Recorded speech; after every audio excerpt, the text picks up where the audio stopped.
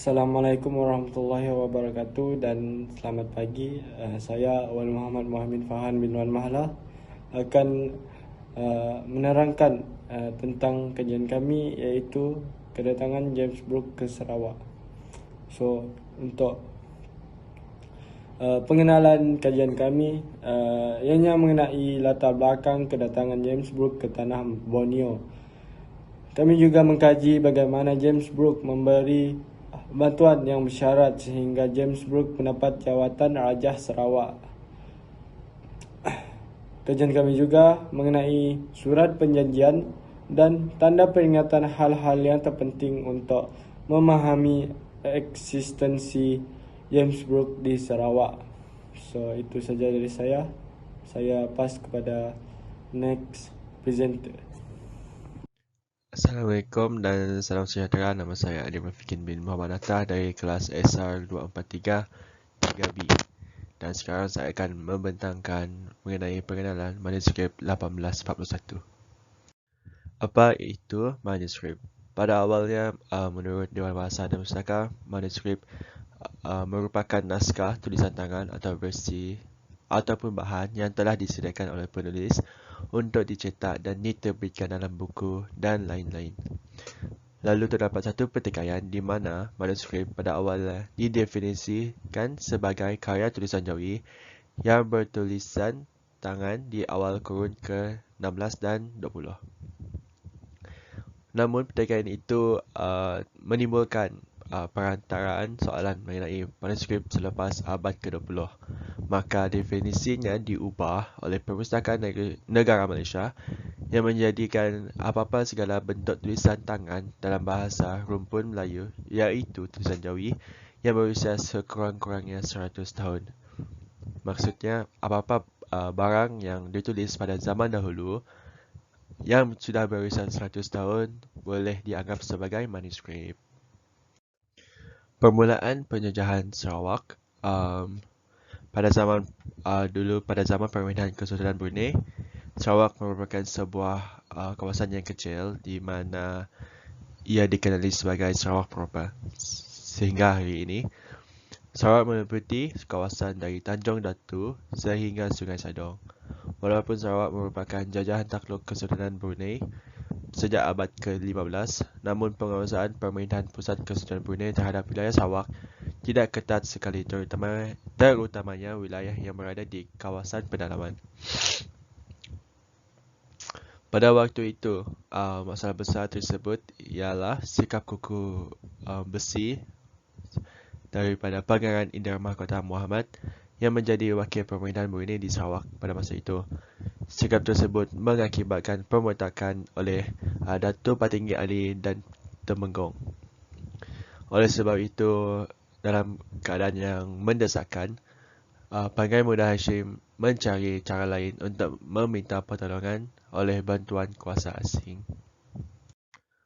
Pada tanggal 29 Ogos 1840, ia merupakan hari kedatangan James Brooke ke Sarawak. James Brooke datang ke Kuching dengan menggunakan kapal yang lengkap yang bernama Shona Yak Royalist yang dibelinya dengan menggunakan duit peninggalan ayahnya, iaitu Thomas Brooke. Pangeran Muda Hashim meminta bantuan James Brooke ketika pertemuan pertama mereka di Kuching. Di dalam bantuan tersebut mempunyai syarat. Salah satunya ialah James Brooke akan mendapat jawatan Rajah Sarawak. Syarat tersebut dipersetujui oleh Pangeran Indra Mahkota justru dapat menghapuskan pemberontakan yang dibuat oleh Datuk Patinggi Ali dan juga Temenggong. Dan pada masa itu, James Brooke juga sudah merangkul jawatan Rajah Sarawak. Dan sejak masa itu, bermulalah eksistensi James Brooke di Sarawak.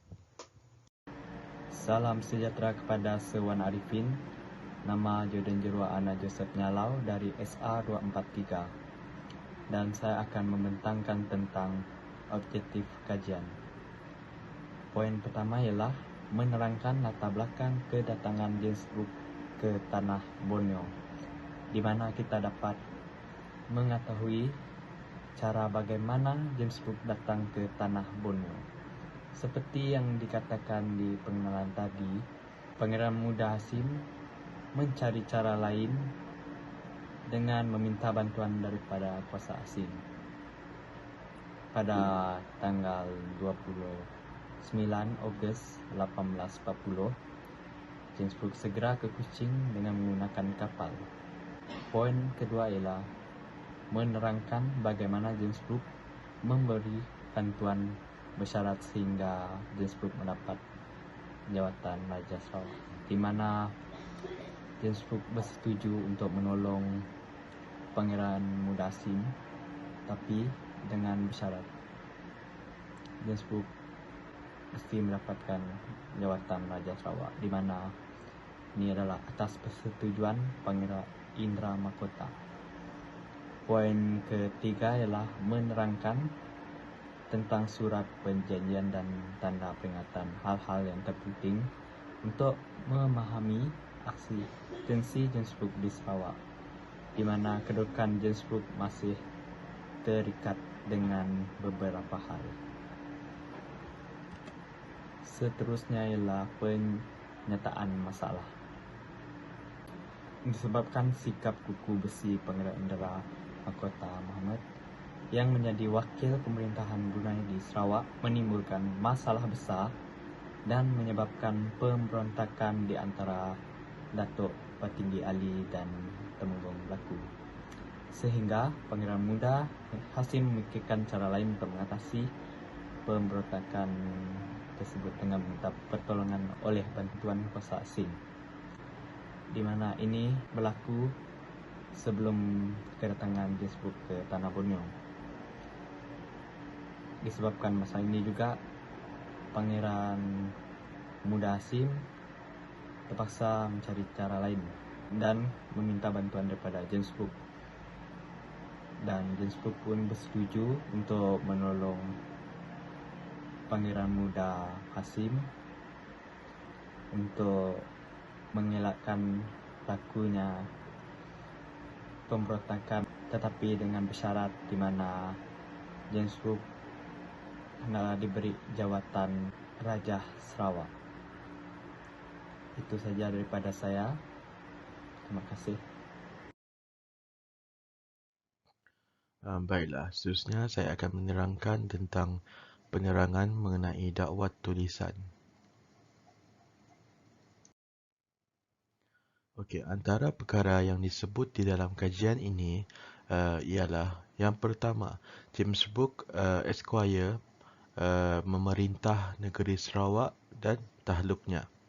Selain itu, James Cook Esquire juga merupakan pemegang tunggal hasil mahsul Sarawak dan jajahannya. Jadi, jika ada sebarang musuh di kalangan pelbagai peringkat, Sultan dan wakilnya akan mengakui James Cook Esquire sebagai raja atau lebih dikenali sebagai Gubernur. Jadi, Pangeran Muda juga akan melepas segala aktiviti berkaitan pemerintahan kecuali izin James Brooks, dan jika ada aktiviti secara individu, mereka harus tunduk dan akur dengan perjanjian yang terjalin. Okey, seterusnya saya akan menerangkan tentang tanggungjawab James Brooks Esquire. Yang pertama, tanggungjawabnya adalah menjaga hal ehwal Sarawak secara keseluruhannya. Selain itu, mengeluarkan belanja membaiki negeri Sarawak, iaitu pembelanjaan untuk pengurusan dan pentadbiran Sarawak. James Brooks juga akan mempersembah hasil negeri Sarawak, atau makna kata lain ialah membayar ufti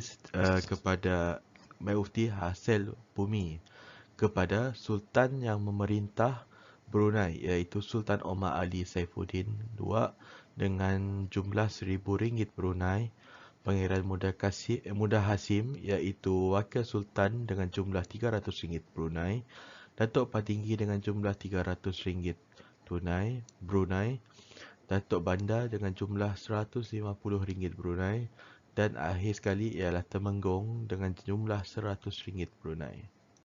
Assalamualaikum warahmatullahi taala wabarakatuh. Nama saya Muhammad Izzat bin Almat dari SR243 kumpulan 3B. Jadi hari ini saya akan membentangkan kaedah kajian untuk kerja kumpulan ini. Jadi kerja khusus ini bertujuan untuk menyelidik manuskrip yang bertajuk Eksistensi James Brooke Esquire di Sarawak. Jadi kajian ini telah menggunakan kaedah melawat tempat kajian atau kaedah pemerhatian dan sumber internet. Jadi kami menggunakan dua kaedah kajian ini untuk melakukan tugas berkumpulan ini. Jadi yang pertama, kaedah pemerhatian. Kaedah pemerhatian yang kami lakukan ialah pada 29 April 2022 yang lepas, saya dan rakan sekumpulan telah melawat Borneo Culture Museum BCM pada jam 12.30 hari di tingkat 3 bangunan tersebut. Kami mengambil foto bagi menggambar tinggalan yang masih ada dipamerkan di museum tersebut. Dan yang kedua adalah melalui sumber internet. Selaras dengan teknologi maklumat masa kini, internet adalah salah satu gerbang limpahan maklumat bagi mencari sumber untuk kajian. Jadi melalui laman sesawang berautoriti yang telah dilayari iaitu myacademia.edu, Eksistensi James Brooke Esquire di Sarawak, memahami manuskrip Kesultanan Brunei. Jadi itu adalah dua kaedah kajian yang kami lakukan untuk mencari maklumat untuk kajian ini yang bertajuk Eksistensi James Brooke Esquire di Sarawak. Sekian. Assalamualaikum, nama saya Muhammad Syukri bin Borman. Nombor ID saya ialah 2022964025. Okey, untuk bahagian saya akan menerangkan tajuk analisis data dan kajian.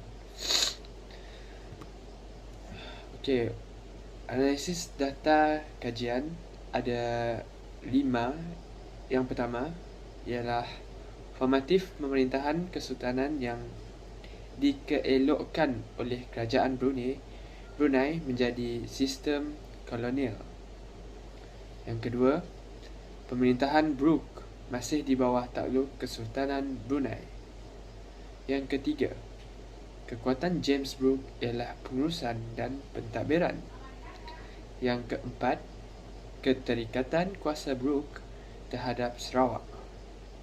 Yang kelima ialah model Kunto Wijoyo. Okey, kita akan pergi ke slide yang seterusnya. Ialah saya akan menerangkan tentang dapatan kajian. Berdasarkan kajian ini, dapatan kajian daripada soal selidik dengan secara yang pertama heuristik, yang kedua kritik, yang ketiga interpretasi, yang keempat penulisan sejarah, yang kelima iaitu yang terakhir ialah eksistensi Brooke di Sarawak terikat dengan Perjanjian Brunei. Okey, setakat itu daripada saya dan akan diteruskan oleh penyampai yang seterusnya. Terima kasih. Bismillahirrahmanirrahim. Assalamualaikum. Dan hari ini saya akan menerangkan tentang bahagian penutup bagi topik ini.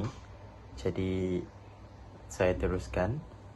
Oleh kerana James Brooke yang menjadi Raja Sarawak itu hanya bertaraf sebagai Gubernur dengan kuat kuasa, surat perjanjian yang telah diperbuat dengan Pangeran Muda Hashim dan negeri Sarawak masih takluk di bawah kuasa Sultan Brunei, maka pada bulan Julai 1842, ia telah pergi ke Brunei dengan tujuan hendak mendapatkan pengesahan daripada Baginda Sultan Brunei mengenai kuasanya di Sarawak.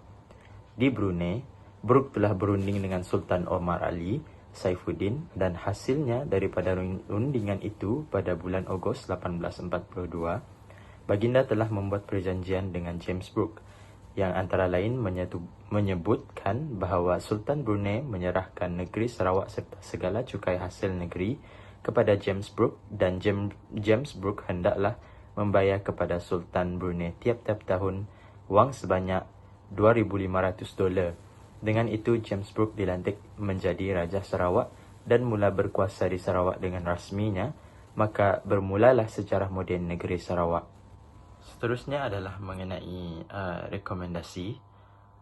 Hasil akhir dari kajian ini akan dibahas dalam bab ini, iaitu mengenai kesimpulan yang secara umum berisi tentang kajian dari keseluruhan mengenai manuskrip 1841 menyerahkan Sarawak kepada James Brooke oleh Muda Hashim. Dan beberapa temuan tersebut akan dikaji dengan memberikan rekomendasi kepada pihak-pihak berkaitan yang akan diajukan untuk tindakan di lapangan. Kemudian menyusun kelemahan kajian serta saranan untuk kajian selanjutnya yang berhubungan dengan kajian manuskrip ini. Antara rekomendasi yang saya boleh nyatakan adalah tempat-tempat bersejarah, monumen dan juga muzium haruslah menyediakan banyak lagi bahan-bahan yang mengandungi info bagi memudahkan masyarakat untuk membuat kajian tentang sejarah yang telah berlaku dalam negara sekaligus dapat memupuk semangat nasionalisme dalam diri individu. Dan sekian saja dari saya. Terima kasih. Salam sejahtera saya ucapkan kepada Sir Wan. Nama saya Karinis Anak Rijon dari SA2433B. Ini adalah ID saya 2022765539. Jadi saya akan membentangkan bahagian saya, iaitu lampiran dari tugasan ini. So, dari raja tersebut yang menunjukkan salinan manuskrip yang menyerahkan Sarawak kepada James Brooke oleh Muda Hashim. Lampiran kedua, Raja II menunjukkan salinan manuskrip 1843 oleh Sultan Omar Ali yang menawarkan Sarawak kepada James Brooke yang bertarikh 1259. Jadi lampiran-lampiran tersebut terdapat di Borneo Culture Museum yang telah dilawat oleh rakan-rakan dalam kumpulan ini. Sekian, terima kasih.